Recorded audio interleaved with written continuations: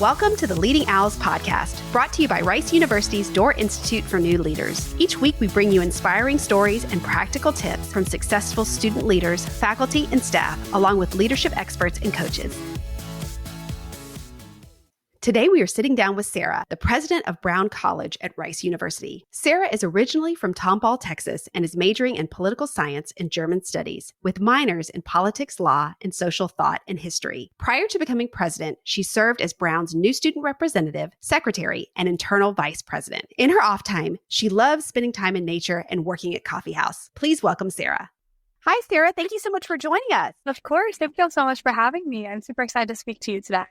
So what are you most excited about with your year coming up as president? These past couple of weeks, I've just been setting up goals, sort of seeing the dynamics of my new cabinet and the people that I'm going to be working with for the next year and how the goals that they're setting and the goals that I'm setting are going to come together. And I'm really excited to see sort of the planning of those and the new leadership that's going to take charge of Brown next year, because I think there's a lot of enthusiasm and people are coming in with really good ideas and little ways to change aspects of the college that I think are going to make a big impact. And so being able to facilitate all of that while working on my own personal goals will make for a very busy, but hopefully a very productive year. That sounds so exciting. It's such a great time when everybody's coming together to make all these goals. Let's take it back to the very beginning. Do you remember what your first leadership role in your entire life was? That is definitely taking it back. I think when I was a little girl, I joined Girl Scouts from a very young age. You're learning friendship skills, leadership skills, financial management with selling all the cookies and all of those kind of things.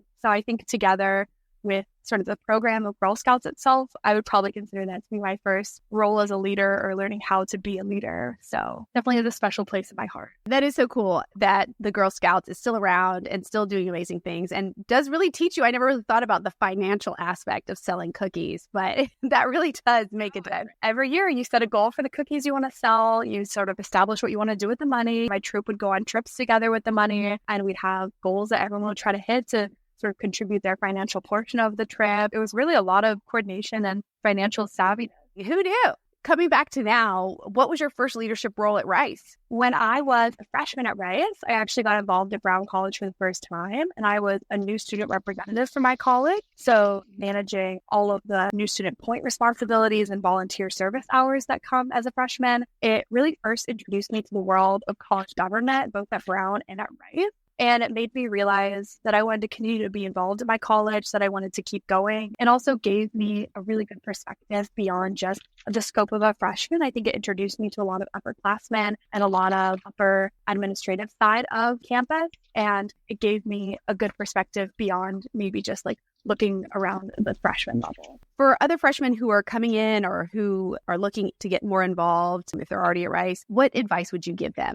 If there's an opportunity that you see that you're interested in, it doesn't hurt to try it out because you won't ever know if you like it until you do it. It will introduce you to something brand new and maybe introduce you to a new set of people, a new set of skills that you would have never known about or gotten the chance to be involved in if you hadn't taken that risk. I know sometimes it can be scary. I mean, it's a new experience, but my biggest piece of advice would be to just do it, especially if you're sort of on the fence about it, maybe taking the time to seek out a mentor, whether that be an upperclassman of an organization or someone who's on the staff here at Rice or a professor who can sort of guide you in those opportunities to get leadership roles and make sure that you learn from them by giving their own advice and their own points of what you should be seeking out and trying to gain from those experiences, because you can never underestimate the power of institutional knowledge, in my opinion. I think some of the most valuable lessons that I've learned have been from upperclassmen and people that have come before me that have been able to instill what they've learned and lessons they wish they had had beforehand to me. I think that's such great advice because I think a lot of, especially freshmen, need someone to tell them, you should try this. A lot of times they don't self-select because they feel like they're not ready, but you're only here for 4 years. It goes by quick.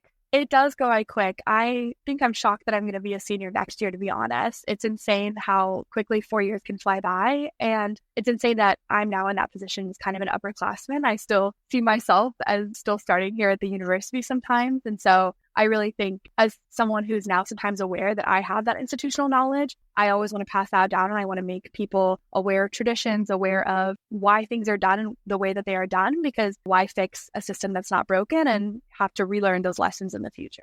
What do you think is a crucial skill for leaders these days? Ooh, That is a good question. It's one that I'm constantly asking myself and trying to make sure that I stay aware of and stay cognizant of. I think having an open ear to everyone and learning how to filter out feasible from impossible. I think so many people have great ideas, and it's important that you listen to them because it's part of your job. You are, as a leader, supposed to listen to your constituents and be able to deliver what they want. But I also think sometimes people are going to deliver things to you that are incredible and things that you want to implement and work toward. And other times there's going to be things that, as great as they sound, just aren't feasible for either your duration as a leader or have these logistical issues. You need to know what it is that you want to do and what you want to work towards, what you have to say no to, and how to say no to those. I think learning how to say no is something I still work towards and struggle with sometimes. But it's a big part of being a leader is being able to say, well, this is good and we want to work towards this, but this is not as good. And as great as that would be, we just can't at this time. Saying no is a really hard skill to learn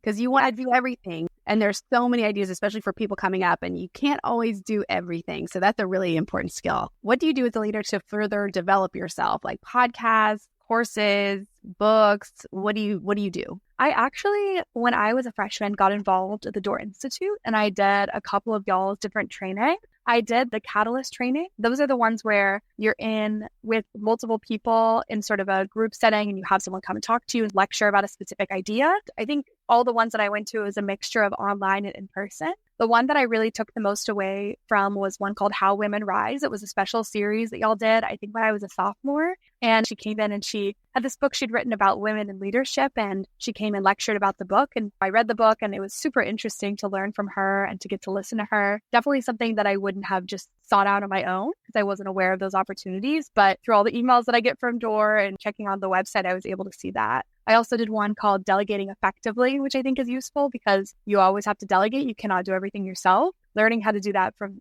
someone in a higher level management position that has had that experience was really valuable to me. I think that's so amazing. Both of those Catalyst workshops sound incredible. The Women Who Rise, I think that's something that we should definitely do again. I know that was a special series, but I think it's so needed right now, especially since there's so many women in higher education, and building women into better leaders, I think is so crucial. And delegating, it is such a skill that you need to know. And at this juncture in your life, you're just starting to take on more and more and more and get people who are willing to help. So especially as college president, I'm sure you'll use that a lot. Yes, for sure. I mean, I wish I had more time in my schedule now because I'd love to take more of the Catalyst sessions, but I think take advantage of that when you have time because they're definitely great ways to learn specific and niche, often skills from experts in the industry. Yes, so important to constantly develop yourself. And there's so many experts that Door provides you for their learning. So I think that's really great that you've already done that. Is there a particular leader at Rice who's really inspired you? One of my RAs,